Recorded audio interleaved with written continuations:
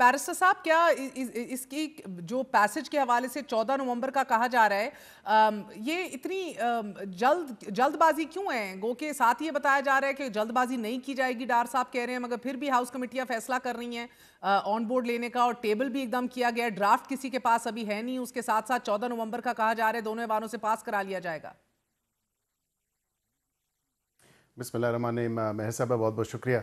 देखिए, पता नहीं ये तारीख कौन दे रहा है। मैं समझता हूँ कि बिल्कुल इसमें टाइमलाइन आप नहीं लगा सकते, क्योंकि जब आपकी कमेटीज़ के पास जाएगा, पहला तो स्टेप ये है कि उसको काबीना से होके जाना है। काबीना से जब अप्रूव होगा तो ज़ाहिरी बात है कि उसके बाद ये ले किया जाएगा in either of the houses, of course senate है या नेशनल असम्बली है, जिधर भी, क्योंकि DPM साहब की तरफ से ये कल उनकी floor of the house speech थी। उन्होंने कहा कि मैं लॉ मिनिस्टर साहब से भी गुजारिश करूंगा कि यहाँ पे पहले ले हो in senate, so of course we'll have to see, and then moving from there वो कमेटीज़ के पास जाएगा, और कमेटीज़ में जो है सैर हासिल बहस भी होगी, इस पर गुफ्तगू भी होगी। ये तो कोई ऐसी बात नहीं, और उस पर आप टाइम लाइन नहीं लगा सकते कि 14 को ही होगा। I am not too sure who is given this time line, लेकिन ये जामे बहस के बाद या जो एक कंस्ट्रक्टिव उस पर गुफ्तगू हो, तो उसके बाद फिर तमाम तर मामला, और फिर उसके बाद नेशनल असम्बली में ये मामला आए, और उसके बाद ये पैसेज इसका होगा। हमें we are not in a rush. So पहले आप लोग सेनेट से पास कराएंगे, फिर नेशनल असेंबली के में लेकर आएंगे। तो हाउस बिजनेस एडवाइजरी कमेटी की तरफ से ये फैसला था, जिस हवाले से आज रिपोर्टिंग भी हुई है। इवन सेनेटर फैसल वाडा साहब हमें बड़े डंके की चोट पे और कॉन्फिडेंस से बताकर कहे कि इसी महीने के एंड में ही ये पास हो जाएगा, और पानी की तरह स्मूथ तरीके से ये कंफर्टेबली पास कराया जाएगा। Is there any urgency sir? There is no urgency. महीने के एंड में और 14 तारीख में बड़ा फ़र्क है, और इवन इफ़ के अगर बिजनेस एडवाइजरी कमेटी, बट आप ये कह रहे हैं इसी महीने हो जाएगा, अगर ऐसी कोई रिपोर्टिंग हुई है, देखिए मैं समझता हूँ कि इस पर बिल्कुल गुफ्तगू होनी चाहिए। कोई इतना लंबा चौड़ा जो है उसमें मेन्यू नहीं है। जो उसमें सेलिएंट फीचर्स हैं, जो पॉइंट्स हैं, वो आपके सामने हैं। नेशनल इंटरेस्ट की चीज़ें हैं, और ऑब्वियसली ऑफ कोर्स उसी को आगे बढ़ाते हुए मेरे ख्याल से किसी सियासी जमात का कोई ज़ाती एजेंडा नहीं है। All of these things pertain to sir at present तो आपको 64 वोट्स चाहिए सेनेट में इसको पास कराने के लिए। आप और पीपल्स पार्टी और बशमूल जो आज़ाद कुछ सेनेटर्स हैं हुकूमत की हमायत में, वो मिला के 60 हैं। तो ये 4 जो ऊपर से चाहिए वो कहाँ से पूरे किए जाएंगे?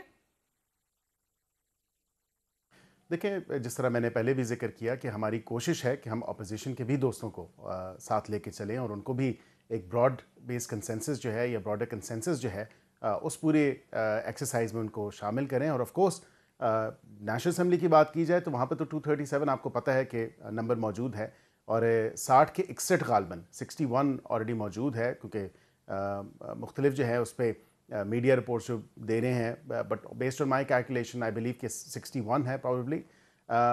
वो जो 3-4 वोट्स हैं, वो ज़ाहिरी बात है कि हम अपोजिशन के दोस्तों से बात करेंगे। There number of independent candidates भी हैं, और उसके साथ दीगर जो हैं वो सियासी जमातें भी सेनेट में मौजूद हैं, नेशनल असम्बली में मौजूद हैं। हमारी कोशिश ये होगी कि हम एक ब्रॉड बेस्ड कंसेंसस डेवलप करके अपोजिशन को भी साथ लेके चलें। लेकिन based on the past conduct, PTI का तो ऑलरेडी आपको पता है कि सामने जो उनकी स्टेटमेंट आ चुकी है, वो इसको सपोर्ट नहीं करेंगे बगैर देखे।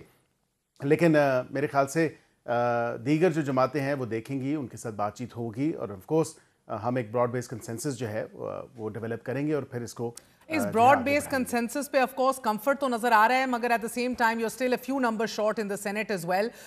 बाबर रहमान साहब, फरमाई दीजिएगा, क्या 27वीं तरमीम के लिए तहरीक इंसाफ को ऑन बोर्ड लिया जा रहा है? किसी भी हवाले से रीच आउट किया गया है? बिकॉज आज कमेटी के अंदर जो इजलास हुआ है उसमें तमाम तर सियासी जमातों को लेने की बात की गई, without of course making an exception के PTI से नहीं की जाएगी बात। Thank you. पहली बात यह है कि जो 18वीं आईनी तरमीम है उस पर 9 महीने की कमेटी बनने के बाद जिद्दोजहद हुई थी। उससे पहले कमेटी बनाना, और चारों सूबों को और AJK को, और उसको दिया गया था रूल, सेल्फ रूल GB को, उसको भी ऑन बोर्ड किया गया था। ये तो ट्वीट करने वाले को ही मेरे ख्याल में पता है, हमें तो ना किसी ने रब्ता किया है।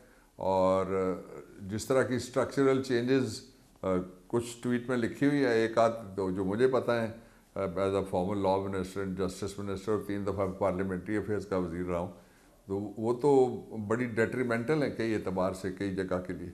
सर ये मंदोखेल साहब, ये एक ऑफ कोर्स एक बहुत बड़ा मसला है रिगार्डिंग द ट्रांसपेरेंसी। अभी भी ये शक व शुबहात का इजहार किया जा रहा है कि शायद जो ड्राफ्ट टेबल होगा that might be very different from actually जो चीज़ पास होगी। और क्योंकि मेक और ब्रेक तमाम तर ये इख्तियारात आज पीपल्स पार्टी के हाथ में, आप लोग किस हद तक इंश्योर करेंगे ट्रांसपेरेंसी? जी, मैं पहले ही अर्ज कर चुका हूँ कि अभी कोई चीज सामने आई नहीं है सिवाय चंद पॉइंट्स का जो बिलावल साहब के ट्वीट से आप और मुझे पता चला है। कल हमारी आपको सीएसी की ताज्जुब नहीं मीटिंग में होता सर कि यकीनन कुछ सामने आया नहीं है मगर फिर भी इसको पास कराने के डेट्स दी जा रही हैं? नहीं नहीं नहीं, आपको किसने बोला कि पास कराने में पीपल्स पार्टी ने हाँ कर दी है? तो मैंने आपकी मीडिया वाली खबर आपको पता है। मैंने आपकी पीपल्स पार्टी का नहीं कहा आर्टिकल सर, मगर आपका किरदार कलीदी आर्टिकल होगा गिवन योर नंबर्स। मंदोखेल साहब, अगर सूबों को दिए जाने वाला 57% जो हिस्सा है डिविजिबल पूल से, उसको अगर कौमी मुफाद में कम करना हो तो इस हवाले से भी आप लोग लचक दिखा सकते हैं? देखिए, मैं वही अर्ज कर रहा हूँ कि अगर वफाक ने पीपल्स पार्टी को कन्विंस कर ली है कि अगर ये जैसे आप बता रहे मफरूजे पे कि अगर वो कम किया जाए, ये भी हो सकता है कि वो बढ़ाया गया है। ये तो आपने तो अपनी तरफ से एक ख्याल जाहिर करी कि कम होगा, हो सकता है बढ़ाए, हो सकता है बरकरार हो। डिस्कशन में बिलावल साहब ने जो ट्वीट लिखे है उसी का फायदा उठाते हुए चलिए, आप ये हमारे साथ सवाल उठा रहे बैरिस्टर बार साहब बार। मौजूद हैं, एडवाइजर हैं सर, हुकूमत का हिस्सा है, बड़ा कलीदी हिस्सा है। बैरिस्टर साहब, बढ़ाने जा रहे हैं 57% से 65% करने जा रहे हैं क्या? देखिए, एनएफसी ऐसा एक इशू है, उसके ऊपर बिल्कुल डिस्कशन होनी चाहिए। एंड आई थिंक कि एक इम्प्रूव्ड या मॉडिफाइड फार्मूला जो है उसको देखने की ज़रूरत है। बिकॉज ऑब्वियसली 57% जब देखें वफाक से पैसे चले जाते हैं, वफाक की और भी जिम्मेदारी है। वफाक ने पेंशन्स भी देनी है, वफाक ने डिफेंस स्पेंडिंग भी करनी है, वफाक ने जो है सोशल प्रोटेक्शन भी करनी है। वफाक के पास खुद अपना खर्चा चलाने के लिए फिर पैसे नहीं बचते किटी में से।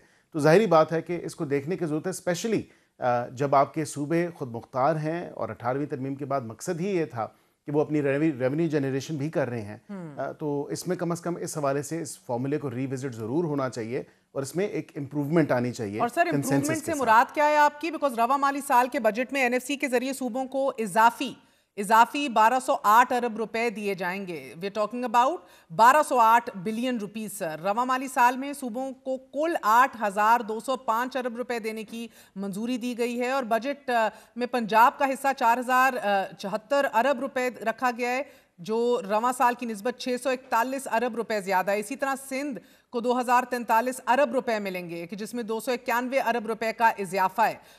केपीके को भी 1342 अरब रुपए, जबकि बलूचिस्तान को 743 अरब रुपए से जायद फंड्स दिए जाएंगे। These are huge numbers for a cash strapped and for a struggling economy. So is it makes sense? मैं तो हमेशा से रवायती तौर पे इस हक में भी रही हूँ, गिवन द सिचुएशन के कोई चेक एंड बैलेंस नहीं है सूबों के ऊपर एक उनकी आमदनी बढ़ाने में या किस तरह वो उसको इस्तेमाल कर रहे हैं। तो उसकी अदम मौजूदगी में शायद इसको रिविजिट करना चाहिए। But is it fair to say कि इसको, इस शेयर को कम ही करना पड़ेगा फॉर वायबिलिटी?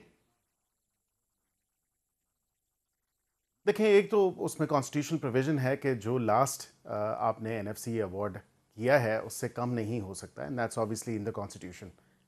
आप जो रेलिवेंट उसका आर्टिकल है गालबन 160, उसके सब आर्टिकल 3 है गालबन। सो उस पर अगर आप देखें तो ऑफ कोर्स उस पर इसी हवाले से कि पीएसडीपी के जितने भी प्रोजेक्ट्स हैं होते तो वो सूबों में हैं, लेकिन पैसे कौन देता है? वफाक देता है। तो वफाक के साथ कम से कम इतनी ज्यादती तो नहीं करनी चाहिए कि वफाक, देखिए 4 बच्चे हैं और अगर वालिद उनको सब कुछ दे देता है, फिर वालिद ने कर्जे भी अदा करने हैं, फिर वालिद ने बाकी चीज़ें भी करनी हैं, तो that's not fair. It should have an all encompassing fair policy and fairness. कोई फेयरनेस का मेथड तो कम से कम होना चाहिए। यहाँ पे तो बिल्कुल फेयर नहीं है।